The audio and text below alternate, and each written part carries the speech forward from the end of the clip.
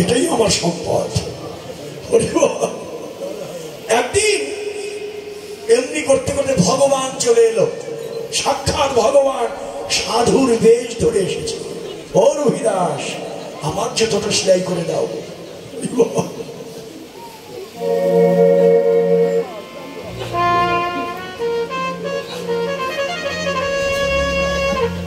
রবিদাস নিত্যদিনের মতো জুতো সেলাই করে দিল। সাধু বলল, কিছু টাকা নাও। বলছে, না আমি টাকা নেই না। সাধুর জুতো সেলাই করে টাকা নেই না। বলছে, টাকা যদি না নাও একটা পাথর দেই তোমাকে। পাথর দিয়ে আমি কি করবো? বলছে, নাও না, তোমার ওই যে চামড়া কাটা লোহাটা আমার কাছে দাও।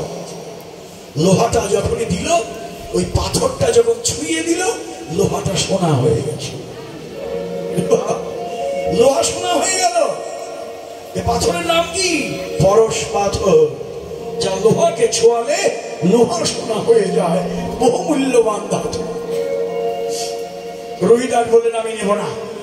এই তুমি সাধু আমাকে লোভ দেখিয়ে না তো, তোমার পাথর তুমি নিয়ে যাও। জোর করে রেখে গেল। আরে থাকো, এ রবিদাস রেখে দাও, একটা বছর পরে এসে আমি আমার পাথর আবার নিয়ে যাব। এই এক বছরের মধ্যে তুমি যা করবার করে নিও। এটাই হচ্ছে লোভ দেখানো। পরীক্ষা করবে না, ভগবানের কৃপা তো সহজে পাওয়া যায়, তাকে একবার না বারবার পরীক্ষা দিতে হয়।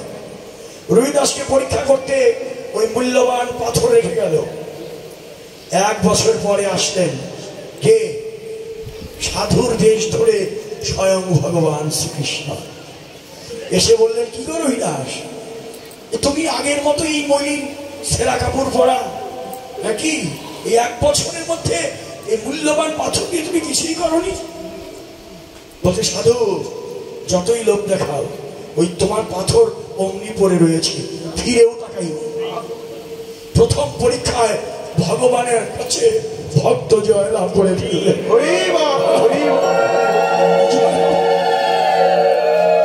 জয়লাভ করলেন। কিন্তু ভগবান এত সহজে ছাড়বে না ভক্তকে, আরো পরীক্ষা করতে হবে। কোষ্ঠী পা ধরে ঘষে ঘষে সোনা ঘাটি কিনা যাচাই করে নিতে হয়। ওই রকমও ভগবানের কাছে যেতে হলে বারবার পরীক্ষা দিতে দিতে তারপর যদি তার কৃপা হয়। এ রবিদাস, এই পাথর তো নিলে না, আর একটা পাথর দেই। বলো কি, আবার কি পাথর দেবে?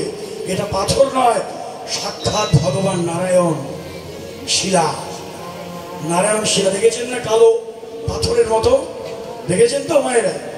ওর মধ্যে ফুটো ফুটো আছে, এটা নারায়ণ, ভগবান নারায়ণ শিলা। এটা ব্রাহ্মণদের ঘরে বেশিরভাগ থাকে, মঠ মন্দিরে থাকে কালো কালো পাথর, ওর মধ্যে ফুটো ফুটো। এটা নারায়ণ শিলা। এবার রবিদাস বললেন, আর আমার নিজেরই তো ঘর নেই, থাকার কোনো জায়গা নেই, এই ভগবান নারায়ণকে আমি কোথায় প্রতিষ্ঠিত করব? তখন সাধু বললেন, আচ্ছা তোমার ঘর নাই হোক, আমি যদি নারায়ণের জন্য একটা ঘর করে দিই তবে তো নেবে? বলছে, আমার ঘর লাগবে না, তুমি যদি আমার ভগবান নারায়ণের জন্য ঘর দিতে চাও দিতে পারো। নারায়ণের ঘর হয়ে গেল, পূজা আরম্ভ হলো। যদি বলেন মুচির ছেলে নারায়ণের পূজা করছে, করবে না কেন? শুধু ব্রাহ্মণেরই অধিকার, কে বলেছে? আরে যে ভজে সেই বড়, অভদ্রহীন ছান কৃষ্ণ ভজনে নাই জাতি কুলাদি বিচার। হ্যাঁ, আমি ব্রাহ্মণ, আমার কাঁধে একটি পৈতা আছে, যজ্ঞসূত্র, এর মধ্যে 9টি সুতো আছে। হ্যাঁ, 9টি গুণ এর মধ্যে, সম দম স্তপ, শৌচ, ক্ষান্তি, আর্যবম, জ্ঞানং বিজ্ঞানং, আর্যবম, অস্তিত্বং, এই সমস্ত 9টি গুণ এই 9টি সুতোর মধ্যে গাঁথা আছে। এত সহজ, বইটা নিলেই ব্রাহ্মণ হয়ে গেলাম। হ্যাঁ, কে বলেছে কথা? যদি একটা গুণ আমার না থাকে কোনো লাভ হয় না। হ্যাঁ, তাহলে ভজনে যে এগিয়ে যাবে সেই শ্রেষ্ঠত্বের অধিকারী। মহাপ্রভু এই শিক্ষাটাই দিয়েছেন যে ব্রাহ্মণে চন্ডালে করে কুলাকুলি, কবে বা ছিলে রঙ্গ। দেখুন তো, মহাপ্রভুর এই হরিনাম যজ্ঞের মূল থিমটা কি, যে সবাইকে এক জায়গায় বসিয়ে দিয়েছে। ধনী গরিব, ব্রাহ্মণ শূদ্র বৈশ্য ক্ষত্রিয় জাতি ধর্ম নির্বিশেষে সবাইকে এক আসনে বসিয়ে দিয়েছে।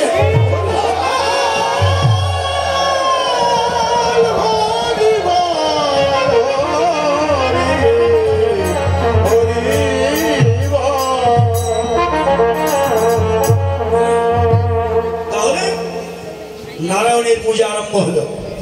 ওই পাথর, শিলা পাথরের ভিতর থেকে একদিন যেতে না যেতেই মূল্যবান ওই মোহর, অনেক দামি মোহর বেরিয়েছে। স্ত্রী ডেকে বললেন, স্বামী অর্থাৎ ওই রহিদাসকে বললেন, দেখো এই পাথরের ভিতর থেকে, নারায়ণ শিলার ভিতর থেকে দামি দামি মোহর বেরিয়েছে। রহিদাস বললেন, আরে মোহর বেরিয়েছে আমি কি করব, গঙ্গার জলে ফেলে দাও, গঙ্গার জলে ফেলে দাও। এবার রহিদাস বুঝতে পারলেন সাধু তো আমাকে বারবার পরীক্ষা করছে। এবার তিনি ভগবানকে লক্ষ্য করে বললেন, ওই নারায়ণ শিলার দিকে তাকিয়ে বললেন, তুমি হয়তো আমাকে পরীক্ষা করছো বারবার, তাহলে শোনো, আজ তোমাকে বলে দেই, আজকে তোমার ভিতর থেকে মোহর বেরিয়েছে, ওই মোহর আমি গঙ্গার জলে ফেলে দিয়েছি। আবার যদি লোভ দেখিয়ে মোহর বের করো, ওই মোহর সব তোমাকে ভগবান আমি গঙ্গার জলে ফেলে দিয়ে আসবো। হরি বল, হরি বল, হরি বল। কত বড় নিষ্কিঞ্চন বৈষ্ণব! না হলে কি গোবিন্দকে পাওয়া যায়? কামনা শূন্য না হলে কি আর গোবিন্দ কৃপা লাভ হবে? কিন্তু ভগবান ছাড়বে না, বলছে দেখি তো, আর একটু পরীক্ষা করে দেখি। তারপরের দিন যখন নারায়ণ শিলার থেকে মোহর বেরিয়েছে, এবার রহিদাস স্থির রইল না। ওই মোহর সহ নারায়ণ শিলাকে হাতে নিয়ে যখন গঙ্গার জলে ফেলতে গিয়েছে, পিছন থেকে সাধুর বেশ ত্যাগ করে স্বয়ং ভগবান নিজের রূপ ধরে রহিদাসের হাতখানা ধরে বলে, রহিদাস ফেলে দিও না।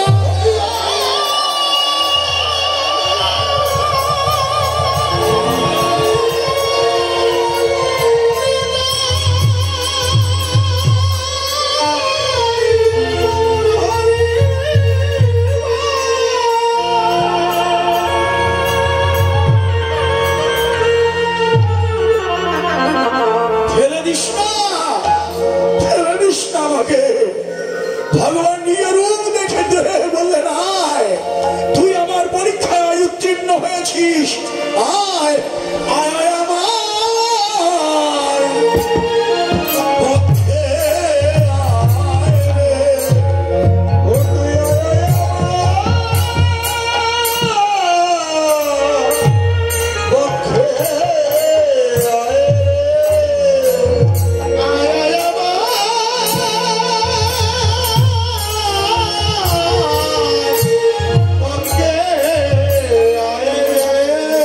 তুই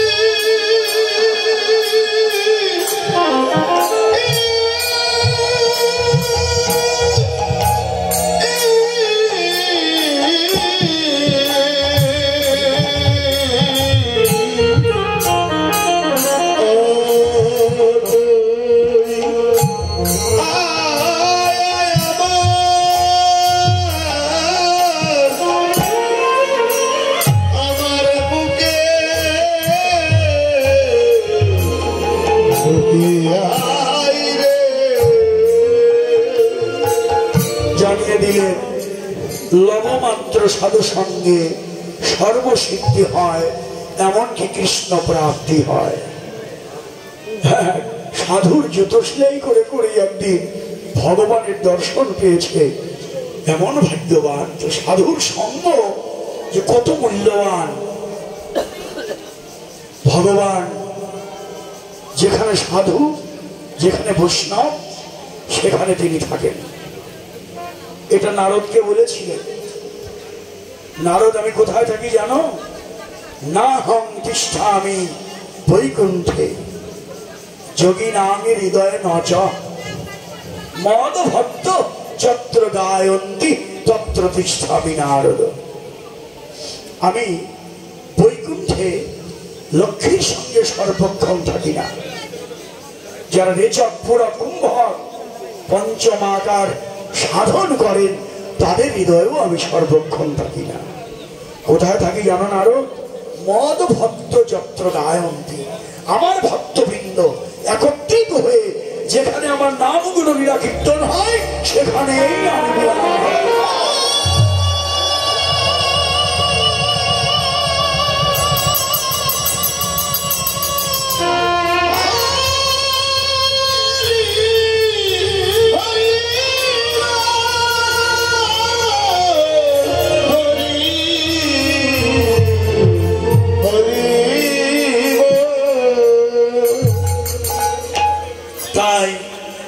আজ আমার গৌর সুন্দর এসেছেন আমার বাসাকে ভালো করে দেবার জন্য। হরিনাম মহামন্ত্র, কৃষ্ণ নাম করো, নামেই তোমার অপবিত্র দেহ পবিত্র হয়ে যাবে। এই নামই একমাত্র ভজন। নাম নামে অভেদ, যেই নাম সেই কৃষ্ণ। ভজনিষ্ঠা করি নামের সহিত আছেন আপনি শ্রীহরি। আর সেই প্রভু এসে কি করলেন? আজ গিয়ে নবদ্বীপ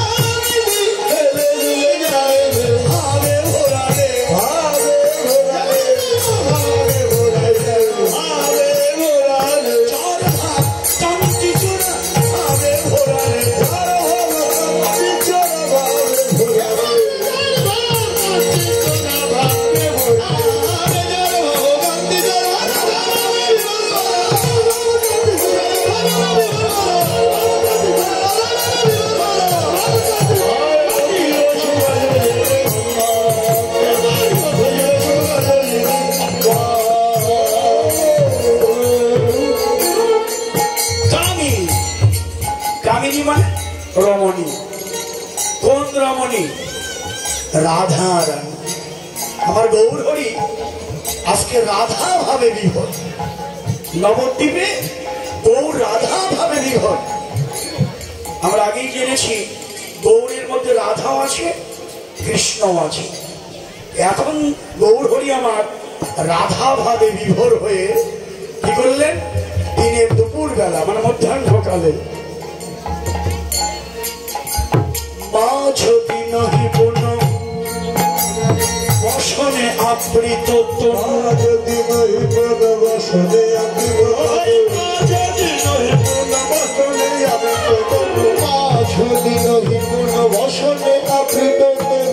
দিনের দুপুর বেলা মাঝ দিন পুন দিনের দুপুর বেলা বসনে আবৃত তনু, তনু মানে দেহ, বসন দিয়ে ওখানে ঢাকলেন। এরপরে কি বললেন, কহতহি কহতহি পূজব সুর, কহতহি পূজব সুর, কহতহি পূজব সুর, কহতহি পূজব সুর। মনে বলো রে, মনে বলো রে, মনে বলো রে, মনে বলো রে, উদ্ধার করিলা গোরা, মনে বলো রে, উদ্ধার করিলা গোরা, মনে বলো রে, উদ্ধার করিলা গোরা, মনে বলো রে, উদ্ধার করিলা গোরা, মনে বলো রে, ভানু পূজায় কানু পূজা, মনে বলো রে, ভানু পূজায় কানু পূজা, মনে বলো রে, ভানু পূজায় কানু পূজা, মনে বলো রে, ভানু পূজায় কানু পূজা, মনে বলো রে। ভানু অর্থ, ভানু অর্থ সূর্য, কানু অর্থ কৃষ্ণ, ভানু পূজায় কানু পূজা। ওই যে বলেছি লীলার বিষয়টা কি, ভানু পূজা মূল নয়, সূর্য পূজা মূল নয়, কানু কৃষ্ণ পূজাই মূল উদ্দেশ্য।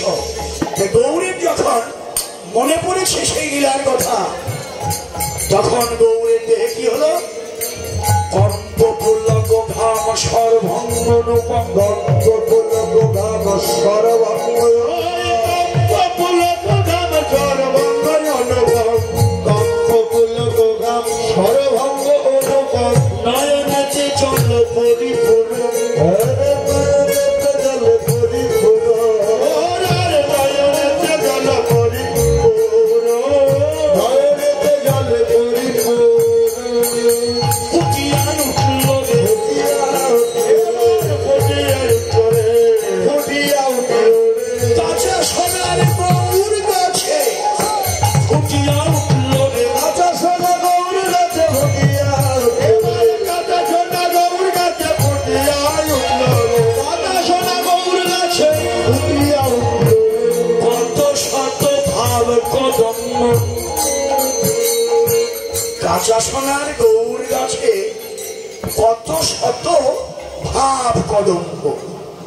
কত শত ভাব বলতে অষ্টসাত্ত্বিক ভাবের কথা জানেন, অশ্রু, কম্প, পুলক, শ্বেত, বৈবর্ণ, বেপথু, জেদ্ধা, সরভঙ্গ, এই অষ্টসাত্ত্বিক ভাব সহ গৌরের অঙ্গে কত শত ভাবের উদয়। এর মধ্যে একটি ভাব, নয়নেতে জল পরিপূর। ভাবুক বললেন, দেখো গৌরকে দেখো, এ যেন তারা ডুবু ডুবু রে, তারা ডুবু ডুবু রে, ডুবু ডুবু রে, তারা ডুবু ডুবু রে, নয়নের প্রেম জলে তারা ডুবু ডুবু রে, নয়নের প্রেম জলে তারা ডুবু ডুবু রে, নয়নের প্রেম জলে তারা ডুবু ডুবু রে, নয়নের প্রেম জলে তারা ডুবু ডুবু রে।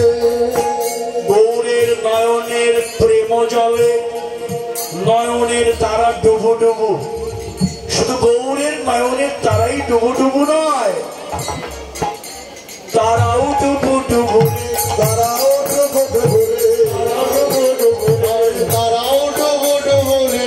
গৌর যাদের নয়ন তারা, তারাও ডুবু ডুবু, গৌর যাদের নয়ন তারা, তারাও ডুবু ডুবু, গৌর যাদের নয়ন তারা, তারাও ডুবু ডুবু রে, গৌর যাদের নয়ন তারা, জলে ডুবে ধরি হাওড়া বলে, হাওড়া বলে,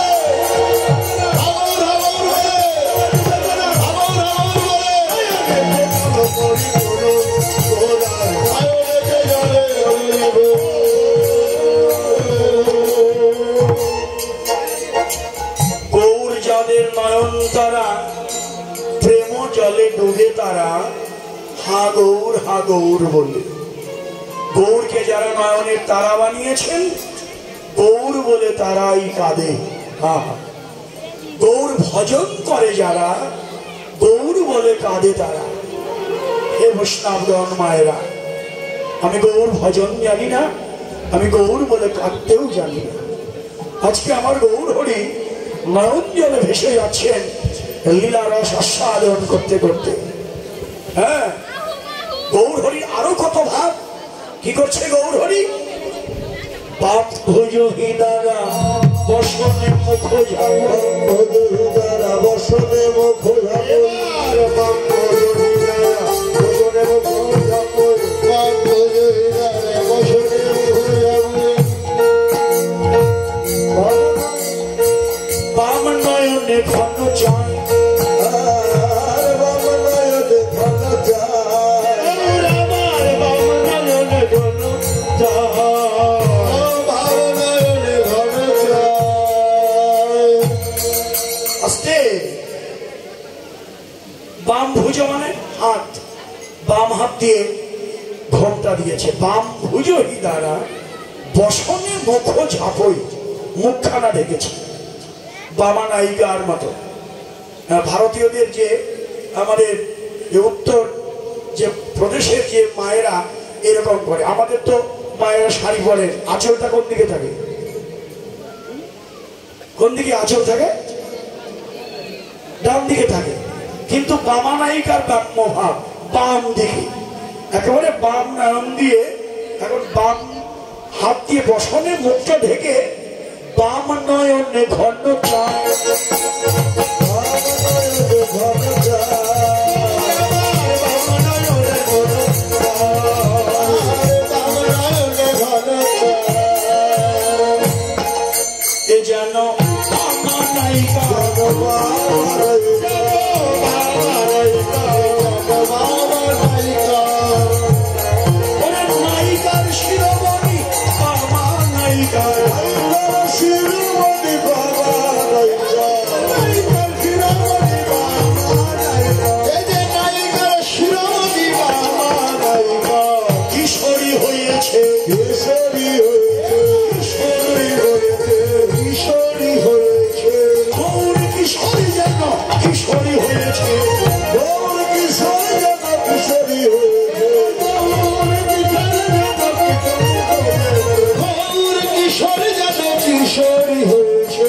রাই কিশোরী সরি সরি, দেখেন রাই কিশোরী সরি সরি, অর্থাৎ রাধারানীকে স্মরণ করতে করতে রাই কিশোরী সরি সরি, গৌর কিশোর কিশোরী হয়েছে। বামা নায়িকার ভাবে বিভোর হয়ে গৌর কিশোর কিশোরী হলো। আর বাম নয়নে ঘন চাঁদ,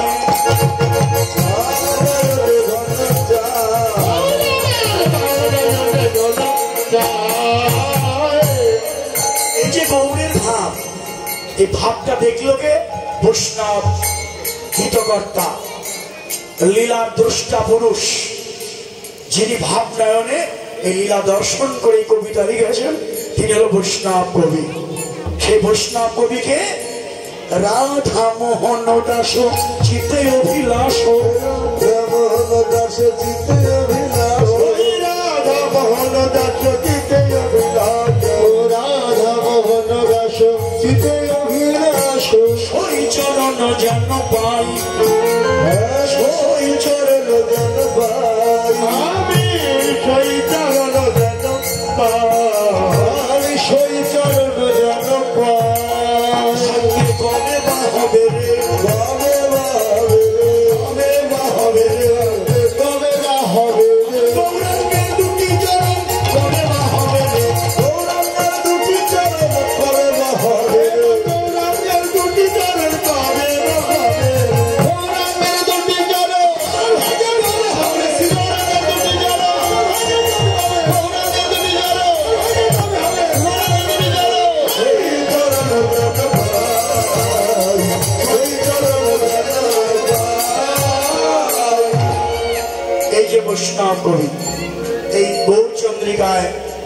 যে পদ যিনি লিখলেন, যে পদ আমরা স্মরণ করলাম, তার নাম রাধামোহন দাস, মধ্যযুগীয় বৈষ্ণব কবি।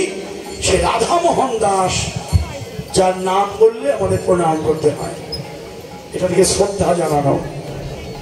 প্রতিটি কবির ধ্বনিতায় তার নাম থাকে, বৈষ্ণব কবিদের নাম, ওই পদ স্মরণ করে তার নাম হাত জোর করতে হয়, এটাকে শ্রদ্ধা নিবেদন। যেমন গুরুদেবের নাম বলতে গেলে আগে প্রণাম করে নিতে হয়, তারপরে তার নাম বলতে হয়, এটা শ্রদ্ধা। বৈষ্ণব কবির নাম নিতে গেলেও আগে হাত জোর করে তাকে প্রণাম করে নিতে হয়, এটাই শ্রদ্ধা নিবেদন। রাধামোহন দাস ঠাকুর তিনি লিখলেন আর নিবেদন করলেন, রাধামোহন দাস চিতে অভিলাষ, তার হৃদয়ের অভিলাষ সই চরণ যেন পায়। সই চরণ মানে গৌরের চরণ যেন পায়। বৈষ্ণব কবির যে নিবেদন, এই নিবেদন আমি করতে জানি না, এ বৈষ্ণবগণ মায়েরা, কারণ গৌরের চরণ পাবার যোগ্য আমি নই। তাই আমি এই লীলার থেকে একটু নিচে নেমে গিয়ে বিশুদ্ধ লীলাকে অক্ষুণ্ণ রেখে, কারণ লীলার মধ্যে দাঁড়িয়ে আমার নিজের কথা বললে অপরাধ হয়, রসাভাস হয়। হ্যাঁ, রসাভাস দুষ্ট লীলা বিশুদ্ধ বৈষ্ণবেরা গ্রহণ করে না। তাই আমার কথা এখানে বলা যায় না। বলতে গেলে গুরুদেবেরা বললেন যে লীলার থেকে একটু নিচে নেমে যাও, লীলাকে অক্ষুণ্ণ রাখো, নিচে গিয়ে বলো। আমি তাই বলছি, লীলার এক কোণে গিয়ে আপনাদের মতো সাধুগুরু বৈষ্ণবের চরণে নিবেদন করছি যে গৌরের চরণ পাই বা না পাই তাতে দুঃখ নাই। আমার একটাই নিবেদন, এই যে ভক্তের চরণ ছাড়া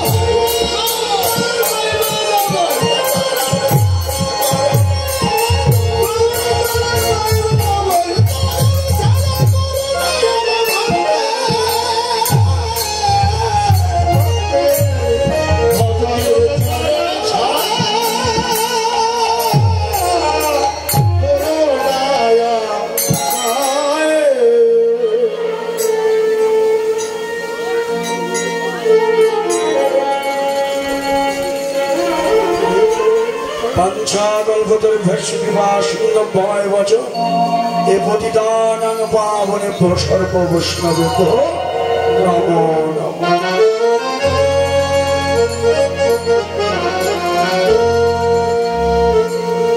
আমরা এখন এখানে গৌরলীলা বিশ্রাম করে এবার আমরা বৃন্দাবন লীলা স্মরণে যাব। চলুন আমরা বৃন্দাবন লীলা স্মরণে যাব।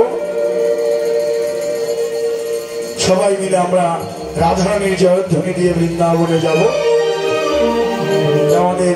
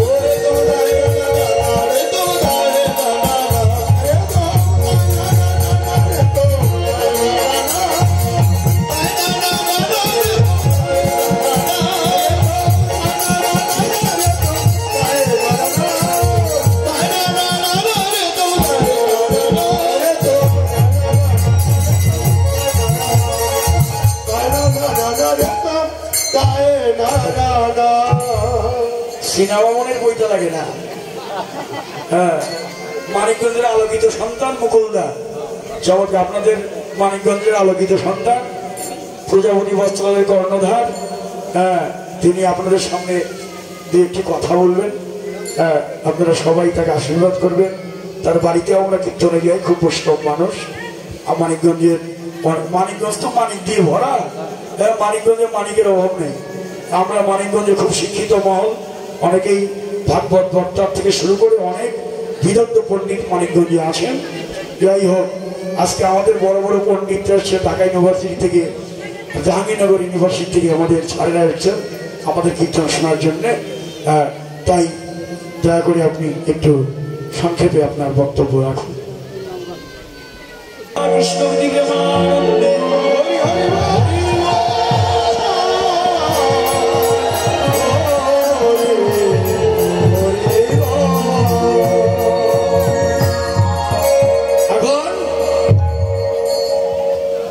এখন আমরা বৃন্দাবন লীলা স্মরণে সবাই মিলে রাধারানী কি সবাই বলি রাধারানী কি বৃন্দাবন ধাম কি বৃন্দাবন ধাম কি গোস্বামী বৃন্দ কি আপন আপন গুরু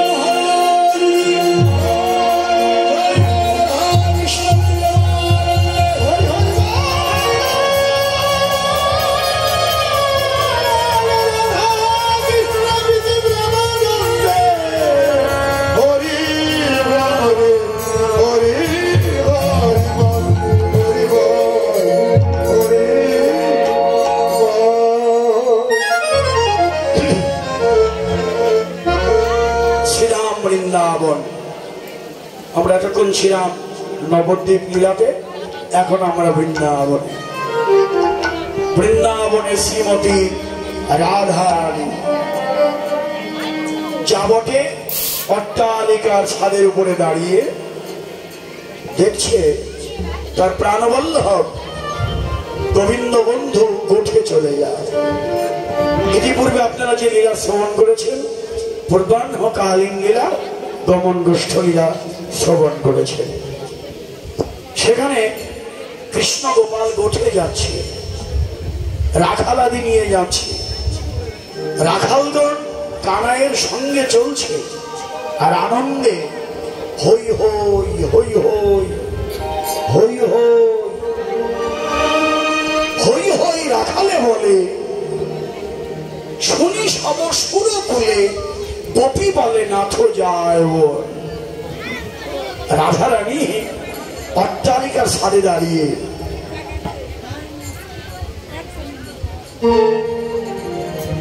অট্টালিকার ছাদের উপরে দাঁড়িয়ে তুঙ্গমণি মন্দিরে ঘন বিজুরি সঞ্চারে মেঘরুচি বসনে পরিধান শ্রীমতী রাধারানী অট্টালিকার ছাদে দাঁড়িয়ে দেখছে তার প্রাণবল্লভ চলে যায়। আক্ষেপ করে বললে, সখী রে, সবাই আমার গোবিন্দের হয়ে গেল রে,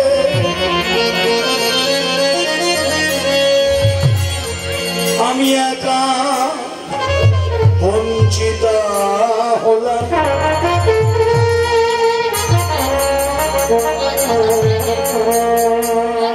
সবাই আমার গোবিন্দের হয়ে গেল, আমি একা বঞ্চিতা হলাম।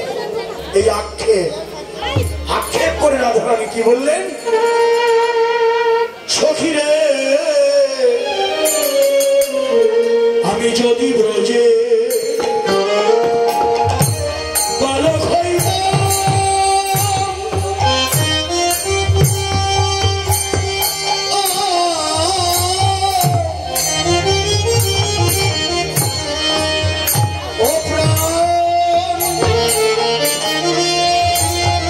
বন্ধুর সঙ্গে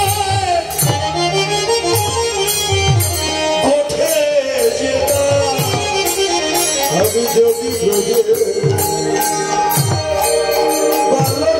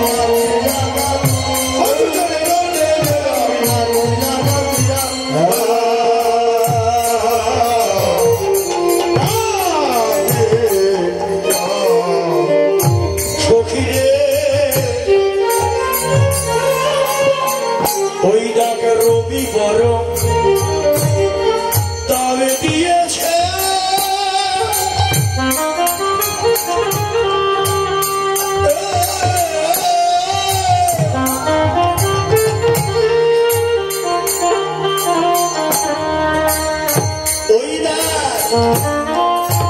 রসের তট ভামিয়াছে হরে রবি বড়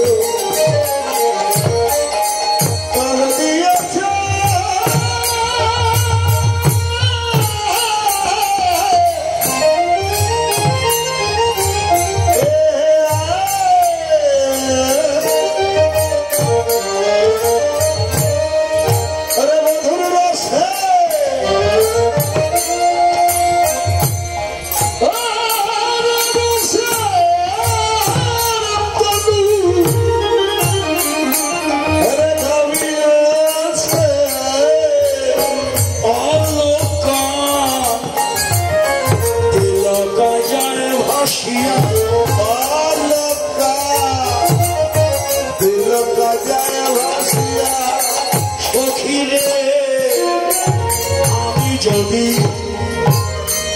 আমি যদি মেঘ হইতাম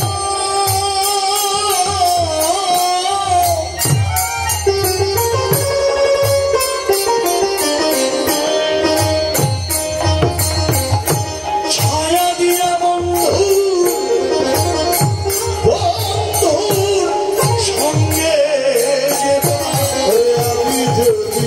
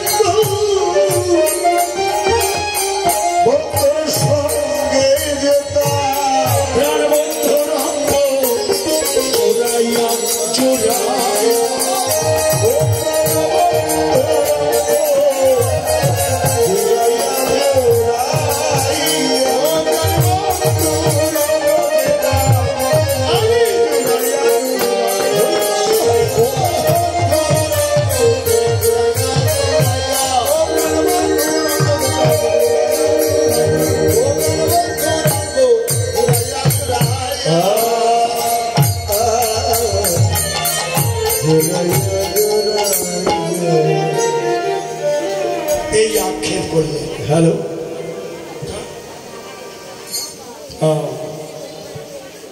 এই যে আক্ষেপ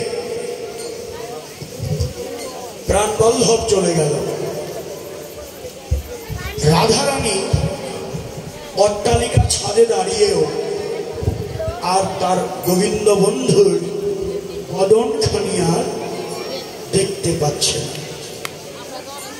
যখন গোবিন্দের বদন আর দেখতে পায় না অমনি রাধারানী গোবিন্দের অদর্শনজনিত বিরহ ব্যথায় তুলসীকে তার মরমী সখী তুলসীকে ডাকতে লাগলেন। তুলসীকে ডাকলেন রাধিকার পশি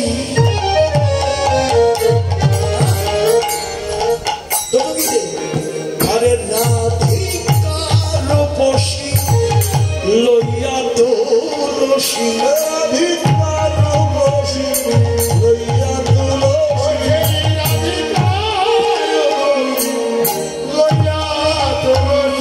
রাধিকার পশি লইয়া তুলসী বলে তুলসী রে তুলসী রে তুলসী রে তুলসী রে তুলসী রে ওই তুলসী রে বলে তুলসী রে তুলসী রে তুলসী রে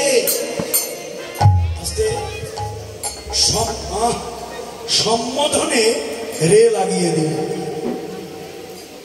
আমরা বলি না দাদা রে দিদি রে, এই শব্দটা শুনলেই কত আপন মনে হয়, বা ভাই রে, এই সম্বোধনে রে লাগিয়ে দিলেন রাধারানী। তুলসী রে এমন ডাক, ডেকেই তুলসীকে আপন করে নিলেন। আর ওই ফাঁকে আমাদের ভজনের কথা জানিয়ে দিলেন। আমাদেরও ভজনের মূরতি আছে, ছিল আমার বৃন্দা দেবী। তুলসী দেব বই প্রায় ওই কেশবস্য যা বিষ্ণু ভক্তি প্রদে দেবী তুলসী দেবী নমস্তে। এই যে তুলসী আমাদের প্রেম ভক্তি প্রদায়। রাধারানী তার মরমী সঙ্গে তুলসীকে ডাকলেও ওর মধ্য দিয়ে আমাদের ভজনের কথা জানিয়ে দিল। কি বলল? ওই তুলসী রে তুলসী রে তুলসী রে তুলসী রে তুলসী রে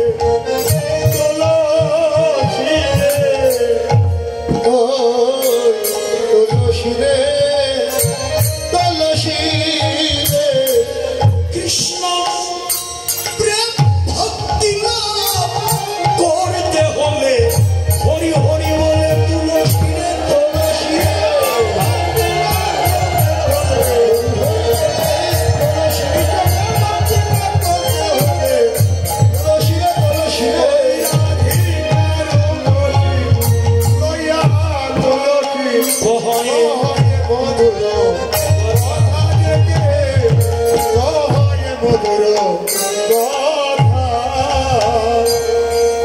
কৃষ্ণ প্রেম ভক্তি প্রদায়িনী হল তুলসী।